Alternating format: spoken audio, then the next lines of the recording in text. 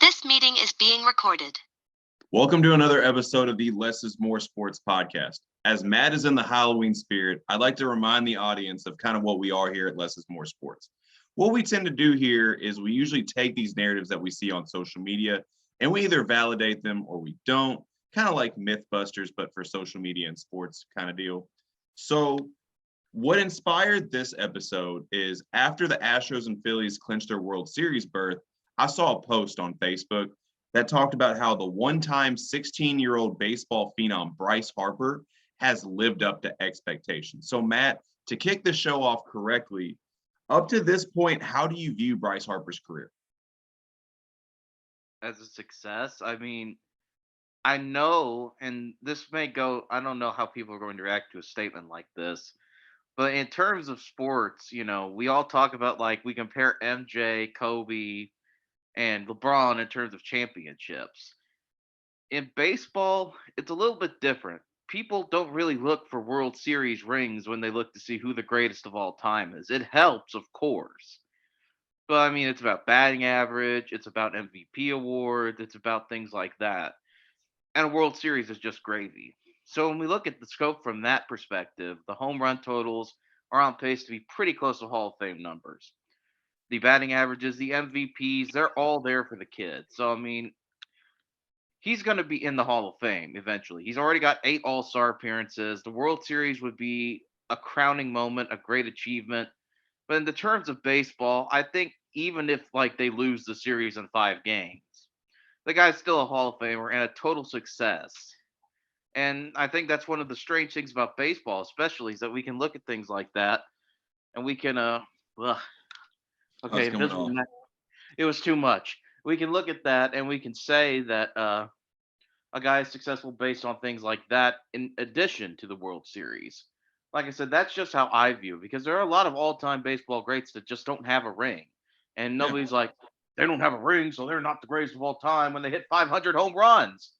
AJ Brown scored again. It's all about the home runs in baseball. It's about individual stats. It's a team sport, yes, but if you've got the stats, you can have no World Series or you could have 5 World Series, and it doesn't matter.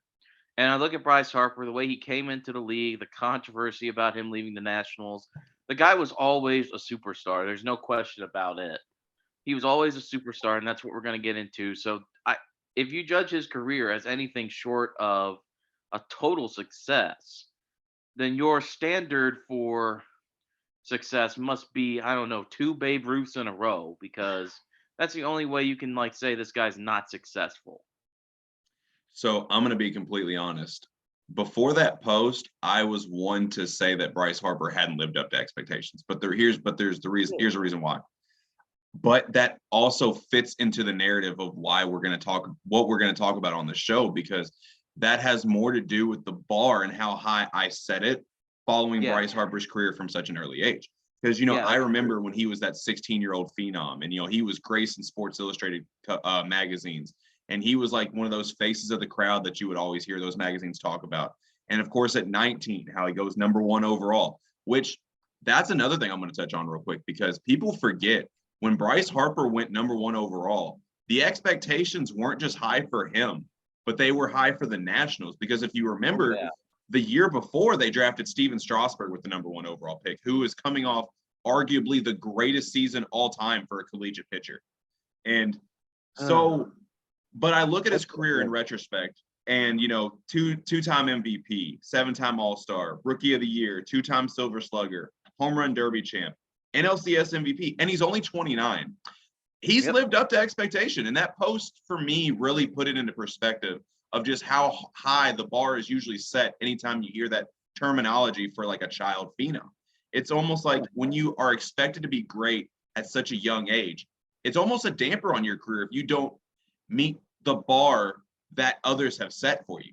So, Matt, that's going to tail into my next question is a lot of people don't realize what are some of the challenges of living up to the expectations of being a child prodigy? I mean, this is something, there have always been child prodigies in sports. We know this. We're not going to act like Magic Johnson wasn't, because he was. or even guys like Damon Bailey back in the '80s, the way they could fill Indiana high school gymnasiums. Oh my I'm not gosh. going to act like this is a new phenomena, a recent thing that's just now occurred, but I will admit that the one thing that people have today, that Magic Johnson, Damon Bailey, guys who played in the '70s, '80s, even the '90s, had had no encountering with, is just the role that social media plays on that now. Every kid out there, regardless of the sports they play, they've got a mixtape on YouTube. If you could just type in their name and mixtape, and you're gonna get like the best plays and the highlights of their career. And if they're big enough, like Zion Williamson's was, or like a guy we talked about in our pre-show chat with Seventh Woods, Yeah, you're gonna get incredible amounts of hype regardless of the sports they're playing. I mean, you could even say that about like Derrick Henry and Arch Manning, who's coming in, who's not even in college right. yet.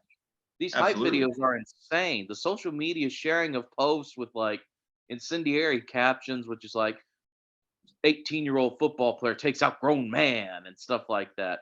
It's a media circus now. And to an extent, it's good because kids who play at schools who you might not have heard of otherwise are getting a little bit more attention.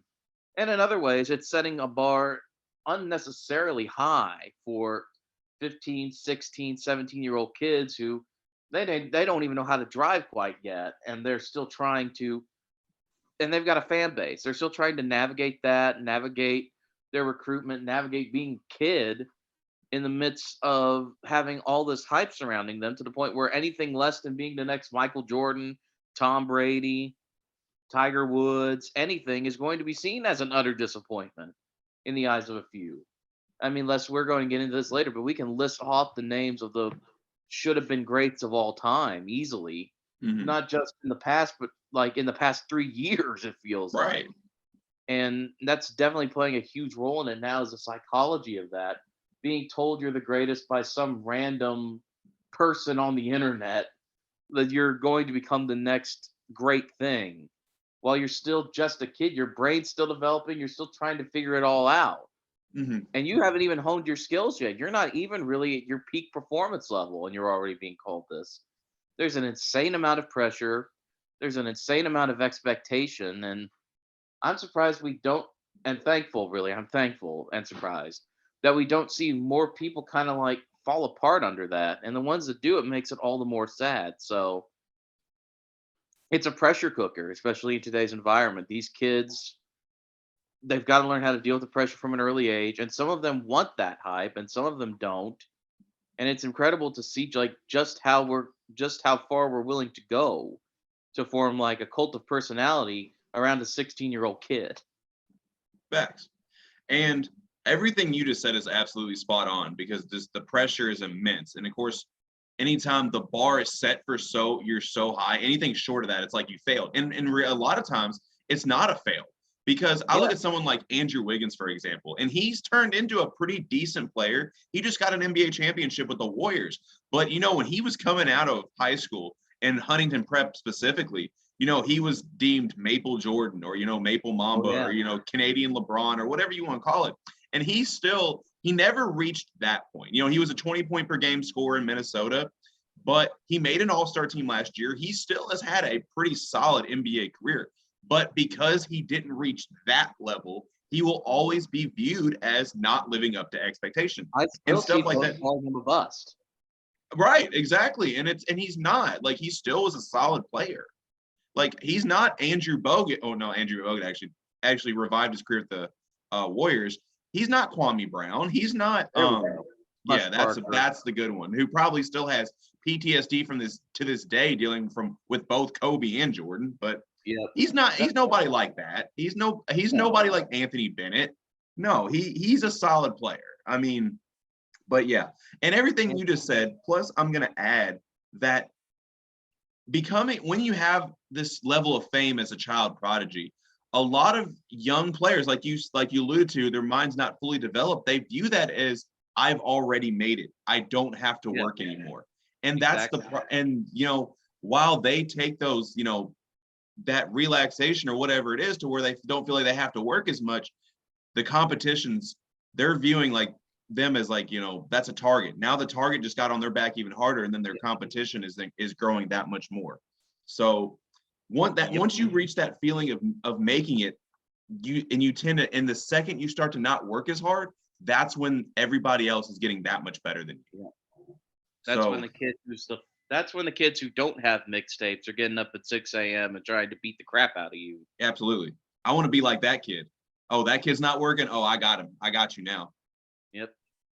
Exactly. So what we're going to do to this part of the podcast, I know usually Matt and I go into a longer spiel, but just for time constraints, we're going to go into the top 5 child prodigies apiece. And because I'm the jerk out of us two, I'm going to go with the top 5 child prodigies that didn't pan out. But so we end the show on a more positive note, Matt is going to go into the top 5 prodigies that did pan out, because we are a family show. We want everyone to be happy at the end of the show anyway. Number 1 is Rudy. There we go. I like it. Still a great movie, by the way. Yes. So anyways, without further ado, I'm going to get into mine. So kicking off with my number 5 child prodigy that did not pan out is a name that some of you all are very familiar with, and that is Jayshon Augusto. I'm sure a lot of you all remember that 11-year-old basketball phenom whose local news clip got over, during the segment of pointing out his work ethic. You don't remember him? I do. I'm just thinking about how 11 years old, man. He was 11 years old. I mean, the news clip that they did it got over 30 million views on YouTube right now. And, everyone was so enamored because not only was his skill so advanced for his age, but his physical conditioning was just out of this world. Even his lung capacity, he could take in so much more oxygen than the average 11-year-old. And where did all of that hype lead him to? Well, he turned out to be a 3-star recruit who played 4 years at LIU Brooklyn. But ironically enough, he's now a pro trainer. That's great. I think he went into the right field, personally.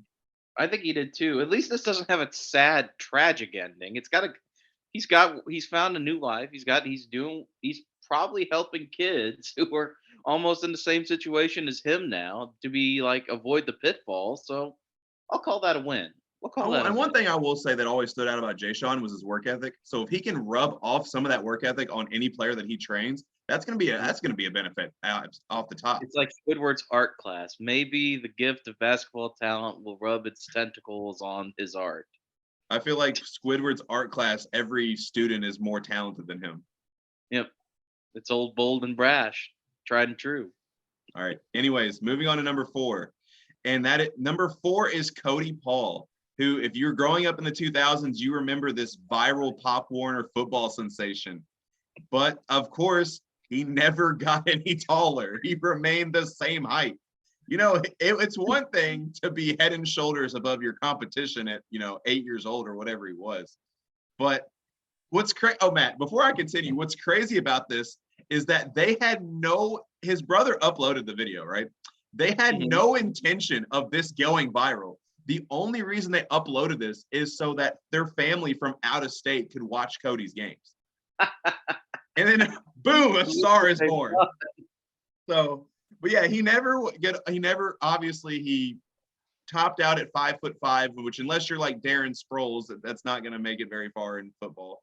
And yeah, he was a very solid high school player, went on to play Division II football at Chadron State, and is ironically now a teacher. Oh, that's great. So yeah, good for him. I always related to Cody Paul because I was in the same boat, man. I was 5'11"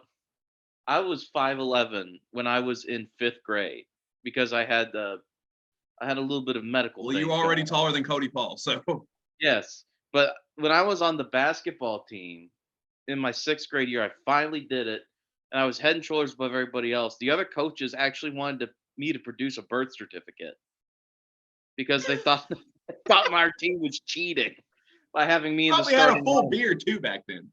I did. Not a full beard. I didn't have a full beard. I was able to grow stubble by 6th grade. So they would send me out 5'11" with stubble, and they would be like, "Oh man, they're cheating. That kid's. We need a birth certificate." And then they saw me play, and it all made sense. I was a defensive stalwart. I was not an offensive threat. Okay, You were I Roy was there. Hibbert. I was there to block. No, I was better than Roy Hibbert. I was there to block shots and take names.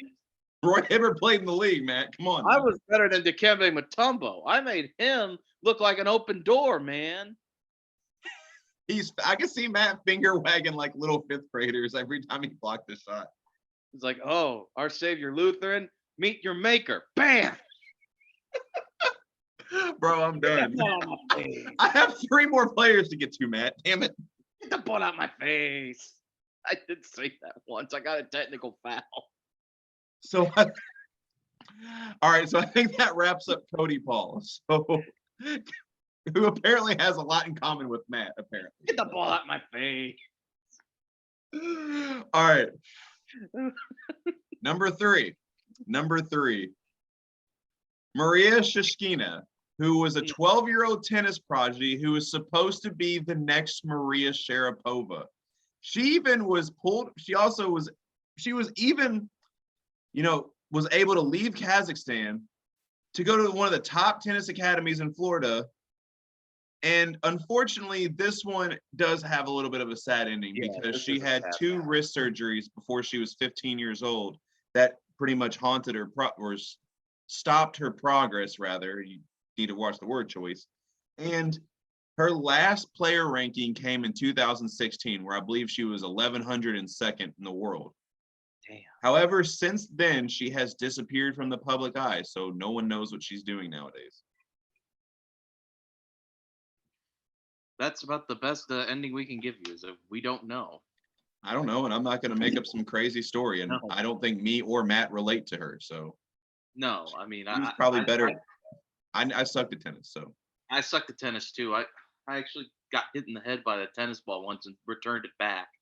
One of my good friends was actually a top ranked player in the state at one time, but then he got burnt out with it. But I can't blame a kid.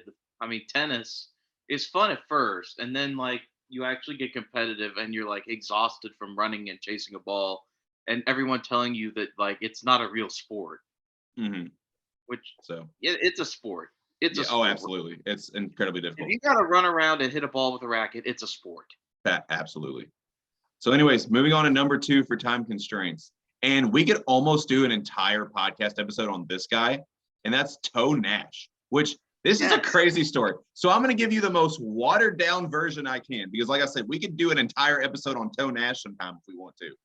But Nash was considered the best Little League player ever by baseball scout Benny Latino. Unfortunately, he had no way to keep up with him, so he lost track with him for a couple years. He finds him years later working at a sugarcane field in Louisiana.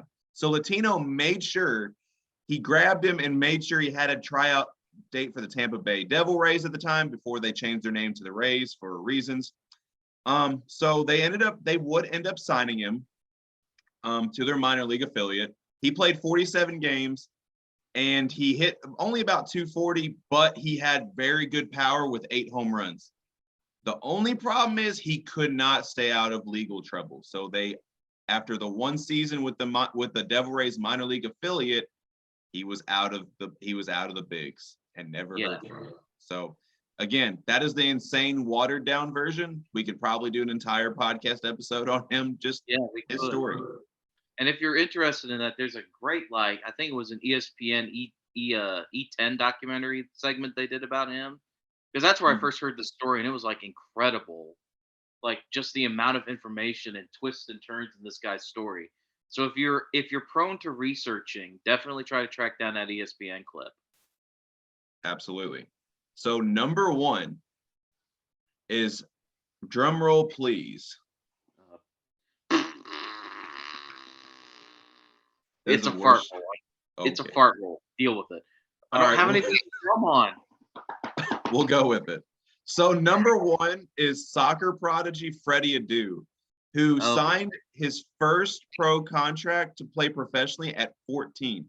He was the youngest American to sign a professional deal in over 100 years. But instead of becoming the next Pele or the next Ronaldinho like he was expected to be, he bounced around several MLS and European teams. By age 23, he was demoted to the USL, which is, for those who aren't big on soccer, that would basically be like the equivalent of playing for the G League instead of the NBA. His last professional minutes came in 2018 for the Las Vegas Lights.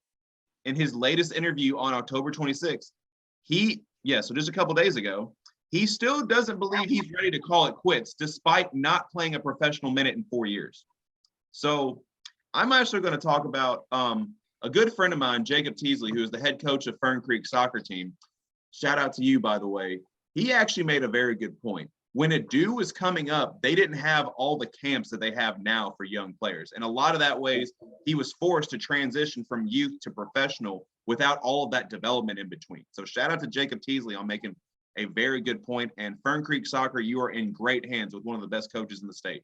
So that wraps up my top 5 child prodigies that did not pan out. If you are following along, it is number 5 was Jay Sean Augusto. Number 4 was Cody Paul. Number 3 was Maria Shishkina. Number 2 was Toe Nash. And number 1 was Freddie Adu. So, Matt, I am ready to hear some good news. Who are your 5 child prodigies that panned out? Before we get to that, Les, I'd just like to say, I suppose you could say that your number 1 was Much Ado About Nothing. Yes, he was pretty much a travel guy. Never really panned out. It was much I thought that was a good ado pun. about nothing. That was great. I made a good pun. You have to give me that. I gave All you right. it. Okay. I'll make a shirt out of. I'll make a shirt out of it if you want. You're not gonna make a shirt out of it. Get the ball out of my face. No, we're gonna. As the podcast grows, we're gonna start making a clothing line. Oh, like, God, or it's just gonna make be some nice. less is more sports merch. You're gonna have like the stupid things Matt says line ready to go, aren't you? I'd be willing to put money that the Emperor Bean shirt is the one that sells the most. That probably would sell the most. And speaking of selling jerseys, let's talk about some. Now, Les, my list probably is going to be a lot shorter than yours because, on the flip side, when a child prodigy does pay out in the way these guys have done, these guys and other people have done, it's going to be you know who they are. I don't need to explain who they are. I don't need to tell you how great they are. You know the name. Usually, it's even like by a single name. So before we get to the top 5, I am going to do a couple honorable mentions. Mm-hmm. Since we talked about him at the top of the show, we are going to put Bryce Harper on here, one of the better number 1 picks in a decent stretch of number 1 picks in MLB history. That weird stretch where it went Strasburg, Harper, Garrett Cole, and then Mark Appel. God bless Mark Appel. He just made his major league debut this year, but Bryce Harper stands out among that entire group. Then we have a little guy called The Kid, Ken Griffey Jr., legacy player, was with his dad constantly on the Big Red Machine. Second favorite player of all time. And I'd be willing to say that I think his career turned out pretty good. Yeah. You want to talk that? Going back, that's one of those doesn't need a World Series to be literally the GOAT type players because he's just literally everything else. Sidney Crosby plays for the Penguins of Pittsburgh. He was Canada's number 1 player for a long time. I don't think anyone would argue his career didn't make it. His career didn't turn out. Missy Franklin, the great American swimmer, once again starts out very young, gold medals. I can't imagine like the kind of pressure swimmers are under from such a young age. And we'll get to another one in the top 5. It's incredible to see them overcome that.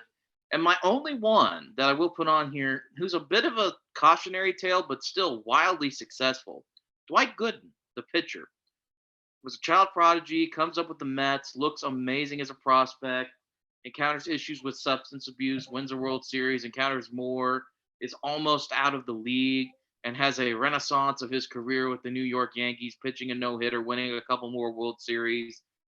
Just an impressive story and a tragic tale of overcoming. And I really like Dwight Gooden. I don't know if he's Hall of Fame good, but he's Hall of Matt good. So congratulations on being Hall of Matt good, Dwight Gooden. And without further ado, we're going to delve into the top 5 here, Les. So get ready.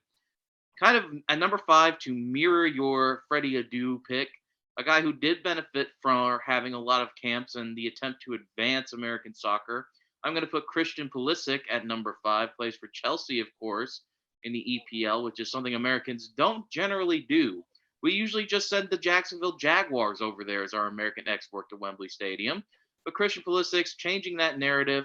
He's only at number 5 because his career is still young, unless there's a little event called the World Cup coming up. May have heard of it. We might have heard of it. I don't know if we're going to cover it because I don't know much about football other than that certain countries are good and America is not one of them. So we may cover that, we may not. But if Christian Pulisic continues on the upward trajectory he's been on, we will have to cover it eventually because America might actually produce a superstar. Number 4 less, I'm going to put Michael Phelps. He makes the Olympic team when he's 15, and in spite of all some off the pool side, it's not the court. I don't know, off the pool issues with like personalities and images and whatnot. He's still the greatest American swimmer of all time, Les. And Please, he I'm took gonna, a bong rip. Who cares? well, it was still controversial at the It time. was controversial at the time. The good old Nowadays, world. if he did that nowadays, he'd get the oh gosh, Shakari Richardson treatment where LaMelo Ball's tweeting about her. If it ain't crack, let her run track. Somebody need to take his phone. The good old days of 2012 where we had moral panics about everything. But no, that was 2008. That was 2000. That wasn't even the 2010. Oh man, that was even better. That was even further. That was the first Obama election. Wow. Yeah. What a world. But Les, before I go any further with pick number 3, you have a special connection because I did not know this about you until you told me, but you were a swimmer. So Les, do you have anything you'd like to add into this about the impact of a guy like Michael Phelps to you? Well, first of all, I wasn't a very good swimmer, so I want to throw that out You there still very did much. it. I played, I swam 3 years at St. X. We won 3 state titles during that period. But of course, they pretty much pencil our name on the state trophy nowadays. I mean, we've won.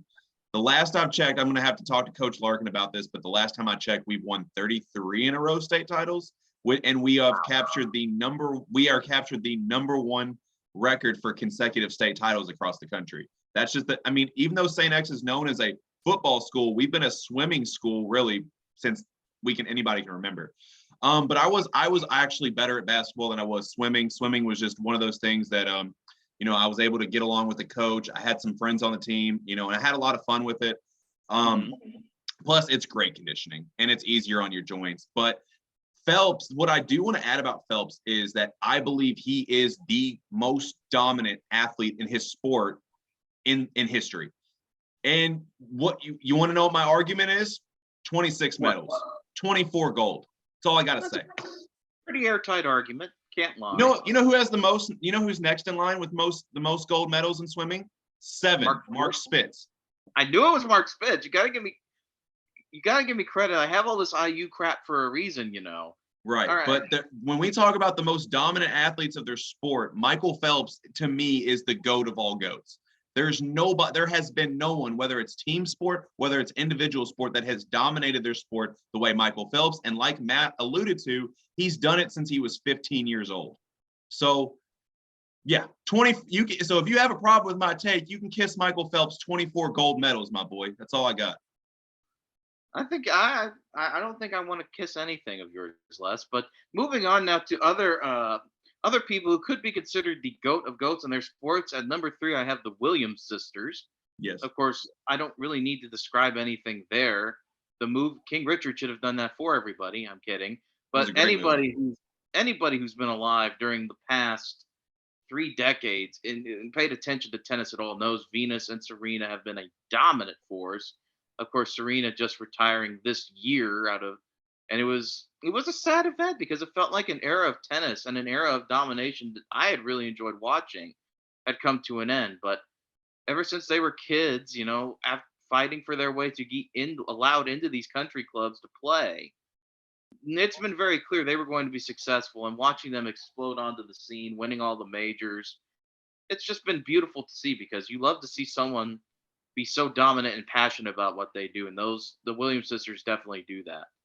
Number 2, another guy who's probably the GOAT of GOATs in his sport, unless you want to argue about somebody else, and that's Tiger Woods. He appeared on That's Incredible, an old TV show, making putts at like the age of 7 or something.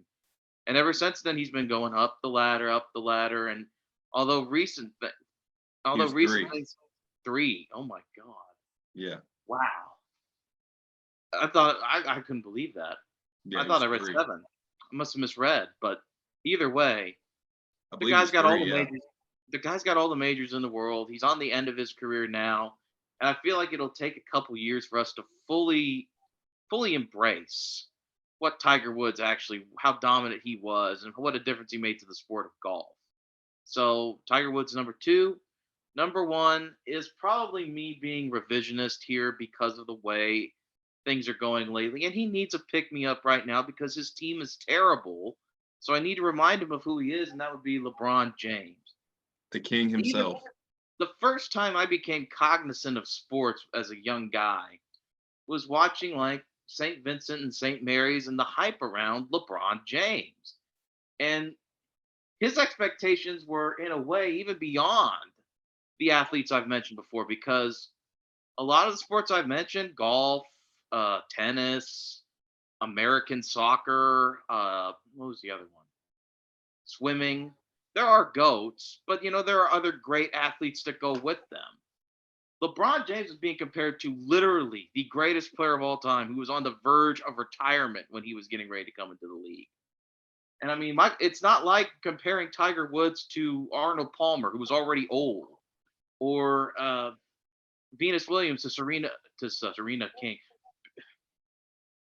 Oh crap! I forgot her name. The Billie Jean. I was say Billie Jean King. Billie Jean King. Thank you. Who had already been kind of out of the picture for a while. He was coming on the heels of Michael Jordan. And you always hear about who the next GOAT is, and LeBron is literally coming up in the league at the same time the other one is on his way out.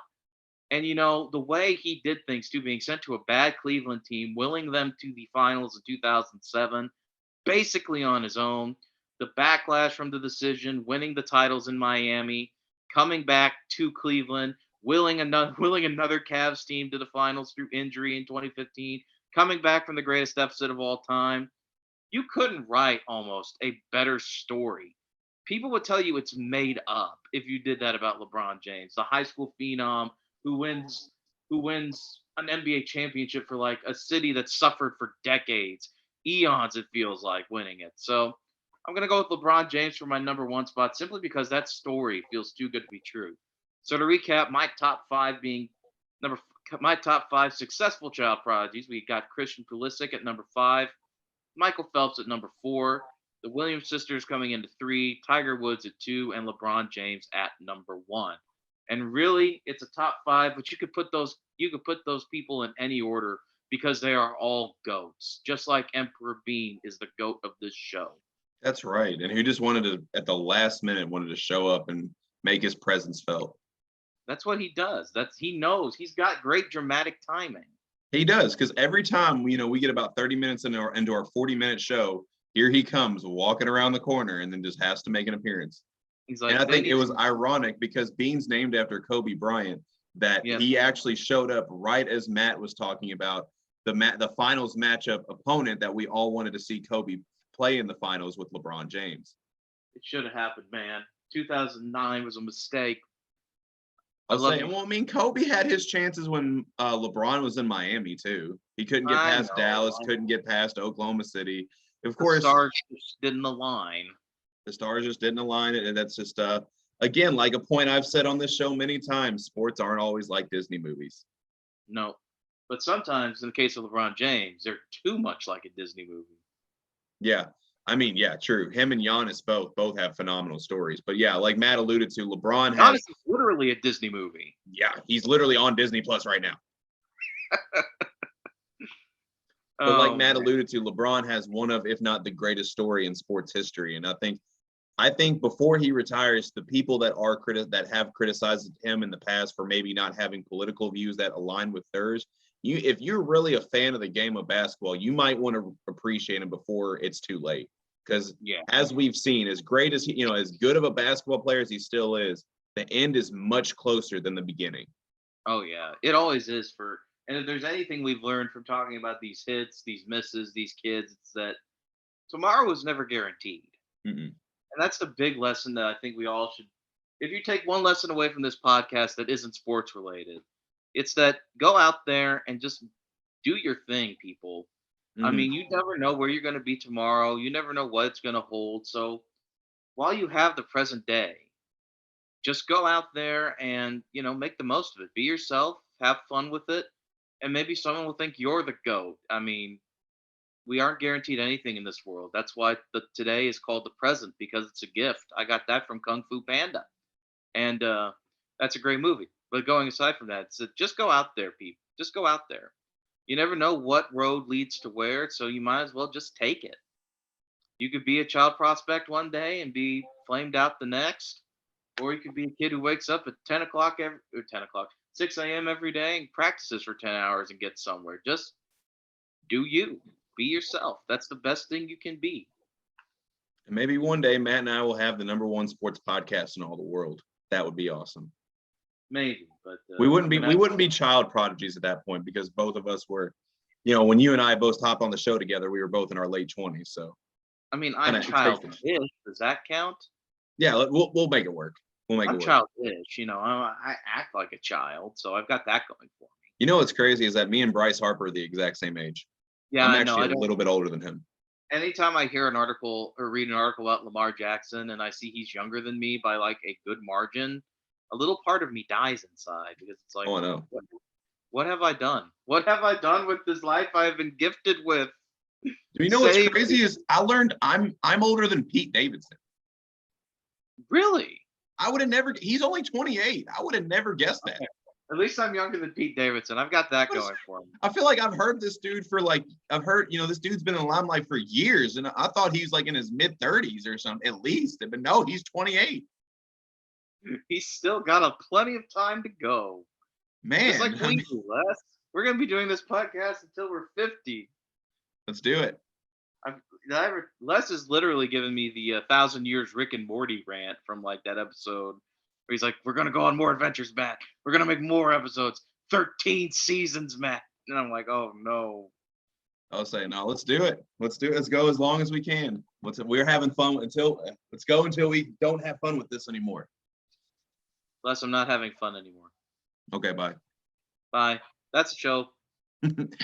As always, like and subscribe to the Less is More Sports YouTube and Spotify channels. Follow the social media pages on Facebook and Twitter.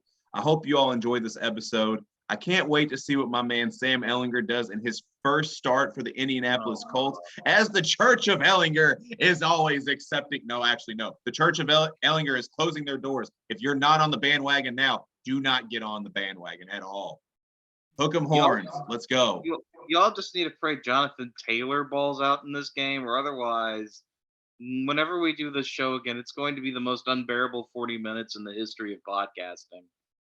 Because we are going to get a breakdown of everything Sam Ehlinger did right, what he ate for breakfast, when he went to the bathroom, what shirt he wore, and suit and tie combination on the way to Lucas Oil, and how it led to a Colts victory, people. I'm just warning you. Just pray the Colts can win. Just pray Jonathan Taylor does it.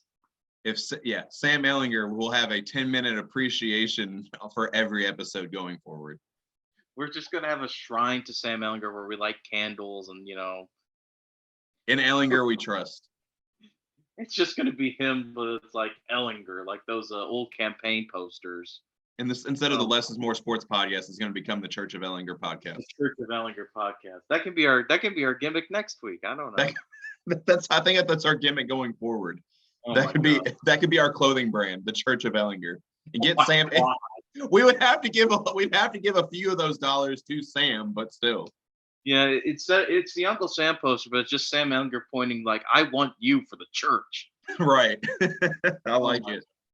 All right. Well, we got to get out of here because we're going to run out of time blabbing about Sam Ehlinger. But as always, again, like and subscribe to Less is More Sports YouTube channel and Spotify channel. Tell us if we missed any child prodigies. Which one's your favorite? That's right. But until next time, we're out. See y'all.